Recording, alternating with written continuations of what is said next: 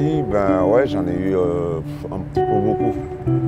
Puis calmement, ils m'ont expliqué leur mission qui était juste de venir en aide et voilà. Et depuis, ils me suivent.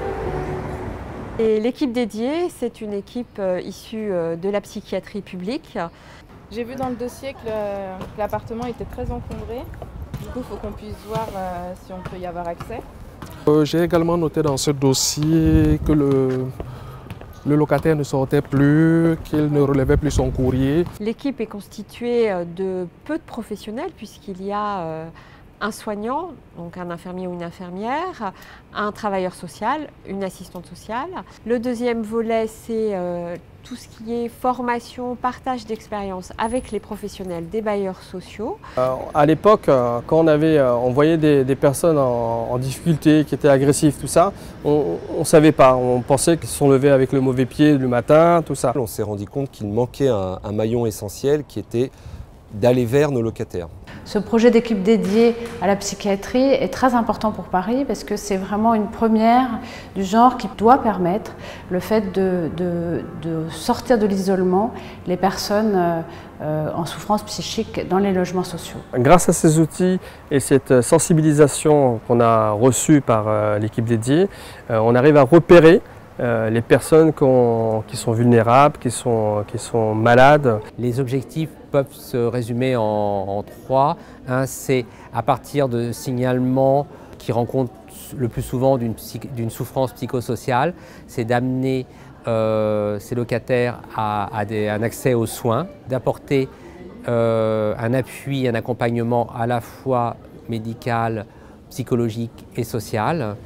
Et troisièmement, c'est de maintenir les locataires dans leur logement. Voilà. Comment tu vas, Christian? La forme? Merci, toi. Oui, ça va. Ok, je viens de voir pour le locataire dont tu m'as parlé ce matin. Exactement, tout à fait. Mais bon, sinon, on regarde les informations que tu m'as communiquées, le fait que ce monsieur ne réagisse pas au courrier. Et en fonction de ta grille d'évaluation, on va signaler tout de suite la situation à l'équipe dédiée. Moi, je ne cherche pas les conflits, mais j'en ai eu beaucoup.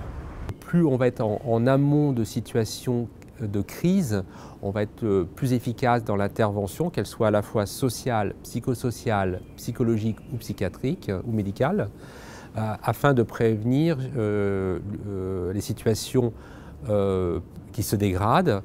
J'ai beaucoup écouté leurs conseils aussi pour gérer mieux ces conflits-là. Alors, c'est une dame qui est très angoissée, Oui. mais le contact est plutôt facile. D'accord.